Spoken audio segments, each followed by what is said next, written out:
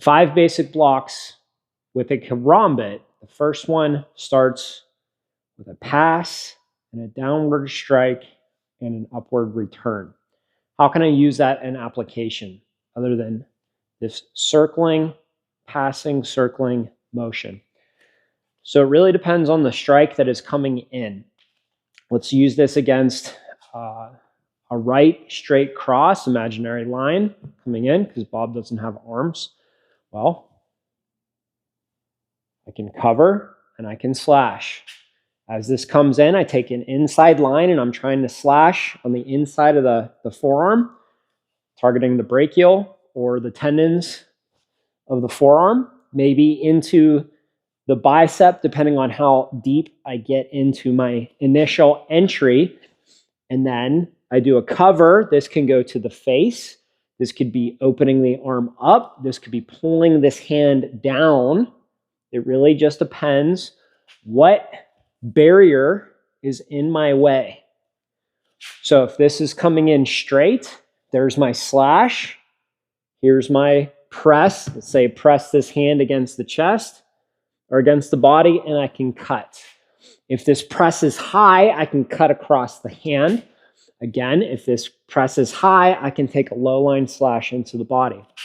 But what I'm doing is I'm taking a slash at whatever is coming towards me. That's if I want to take the inside line against a high straight punch. If I want to take an outside line, let's say against the jab, what I can do is I can press and go outward. So I take the outside line and I'm slashing to the outside of the arm, just causing some damage. Maybe this is just a deflection. Maybe I just pick it up with the inside of my forearm. Either way, I slash downward, I trap, and I return my line. Okay.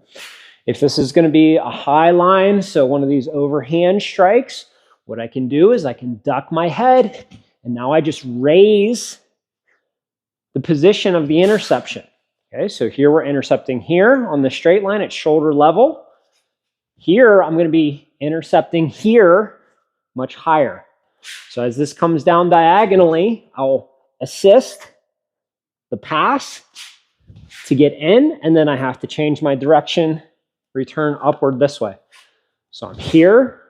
This becomes my press to keep the deflection of the arm across the body, and I come up with my slash. So again, here, and then back up. What if it comes low line? So say like a 5-line thrust to the abdomen, I can come across like this. There's my downward slash. I have to change the angle a little bit because of body positioning. Let's say I hold my ground, I'll just slash across. Right here, I deflect, slash across, maintain my pressure here. This could easily go right into the bicep as well to assist with a disarm if there's a weapon here. Okay. Boom. If I want to take the inside line, I can take an inside line on this as well. Same thing that I did on the jab and the cross. Either way, intercept, deflect, press, and return my strike. So when you play with this, the different positions, it's all the same motion. I just intercept what is coming in to attack me at different points.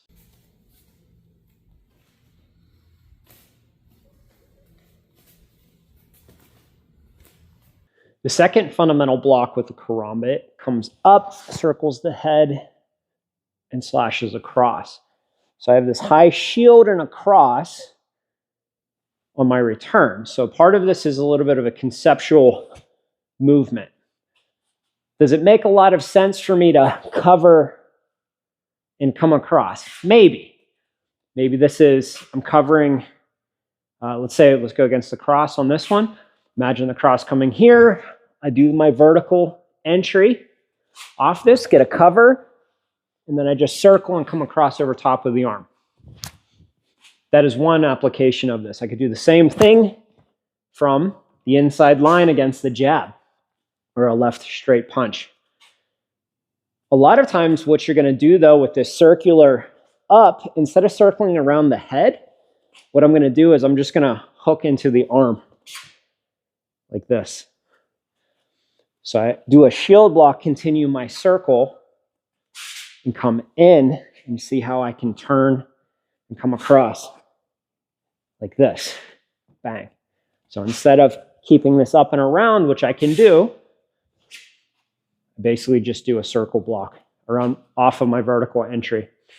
The other thing that can happen here is when this comes up and over, I come up like this from the outside, or I can work on the inside. So either way, I change my body position and I come around.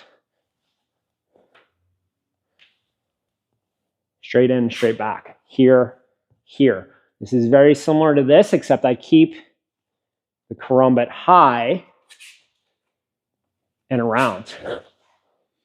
So what I'm doing is I'm getting a vertical entry on this, and I'm doing a circular motion. When I do it this way, all I'm doing is just I'm just rotating the plane to be this direction versus this direction. So when you play with this one, when you work your practical application, try this way, and then when you come in here, depending on what's happening, I can come across. So if I get stuck here and he presses my arm, this is one of the other things. If I do this and I get an arm press here, when I bring this around, because he's going to be pressing, that frees me up as I turn my body. So if he tries to hit my arm up to try to get underneath for this type of motion to try to grab me, my arm is going to come up and around and down. The key on that is footwork. So I have to move and rotate as I do this. And instead, when I get here, this foot is not the key. It's actually this foot that you're being attacked with. I need to drop it backwards. This is where people get stuck. They try to chase this person in a circle instead of making their circle smaller by dropping their foot back. And now I can just turn down into the move. So working this cover here, that's my one plane, and that's my second plane. So that is your second vertical block with a horizontal return. Or you can do a horizontal return with a horizontal block.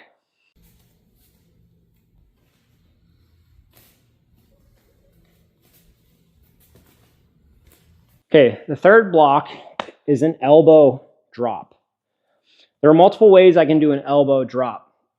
If somebody tries to punch me to the stomach, I could drop my elbow on top of their hand and fire this straight back in. If they're coming up with like a push kick or a snap kick, same thing. Drop my elbow right on their foot or shin and shoot straight in. The other thing that this can be against is if somebody comes into, my hands are up and somebody comes to grapple with me, they try to take me down with a double leg or a single leg, I can drop my weight into them to try to create some space so that they can't get into the back of the knee into the ankle, and I can shoot straight in. So when this comes in, this is going to be kind of a low line waist level attack, you have to imagine. And you want to get used to not just dropping your elbow, but dropping your waist by bending your knees downward and getting into this nice sprawling type stance. This could just as easily be a sprawl and press down into the ground. So if Bob here were to shoot on me and I were to sprawl, there's my outward reach. I get my sprawl, point the knife downward, and now I have my extension. So there's this downward elbow block against a low line strike. Key on this is going to be your legs. Getting everything low, staying ready, and then getting a good control point once you make contact with your assailant.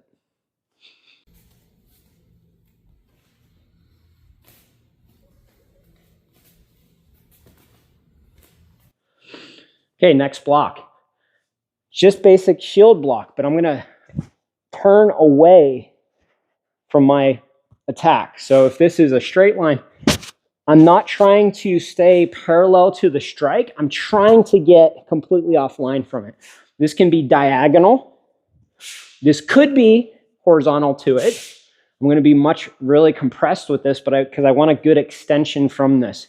So if I go this way, now my back foot, my inside foot that's closest to my opponent is going to take a step inward towards their far aligned foot. So I'm here, and I can extend straight out. This is very similar to this, except there's no circular motion on this. This is straight line. Straight here, straight out. So this is a palm up strike. Here, traditionally it's palm up. Could I do this palm down? Yes, I could. It will put the blade on the far side of your target, however, so you have to know where am I targeting. So if I'm trying to get this far side of the body, I want to go palm up. If I want to slash through on the near side of the body, I have to go palm down without getting stuck. Because if I go palm down and target this half of the body, I'm going to get stuck. Maybe that's what I want. Maybe that's not what I want. So you have to know, what do I want to do and what do I want to accomplish after my shield block.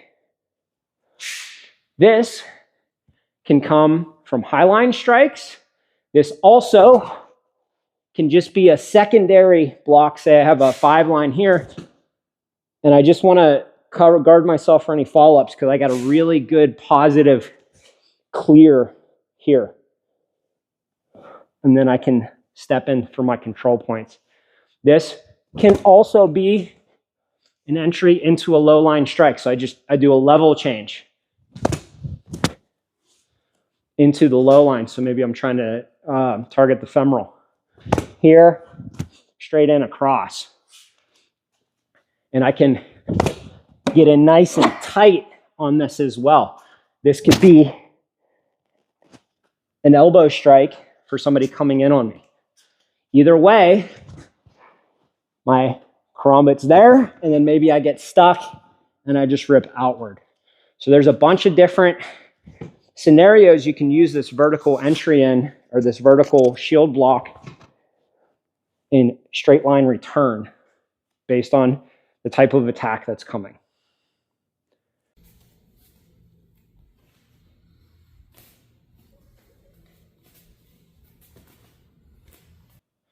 Okay, so the last fundamental block with your karambit is going to be an inside opening.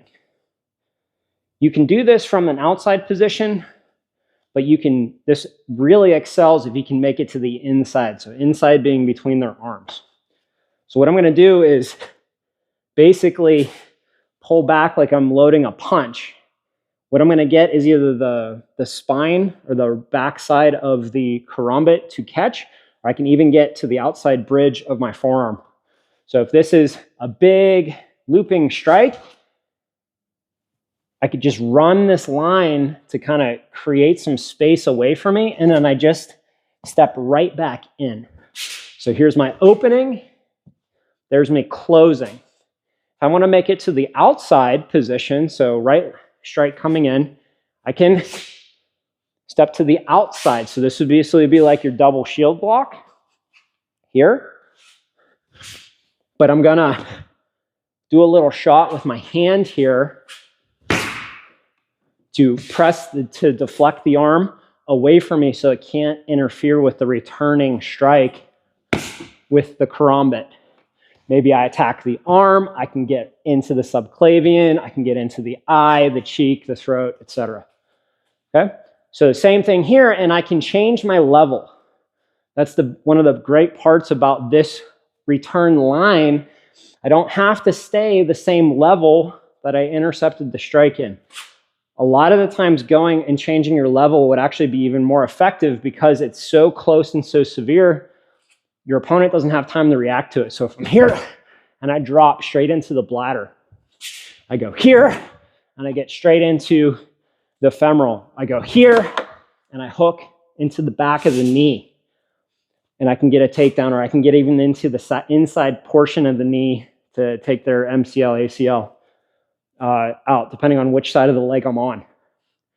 I can even get all the way down into the Achilles tendon if I want, or boom, I can go straight down, which would be straight down into the foot. Just from this move here and punching at a downward motion, I have a myriad level of targeting. Anything into the face, the torso, the abdomen, the upper legs, and then the lower legs. Right here and back down. So work these 5 fundamental guards with the Karambit, and your Karambit game will open up tremendously.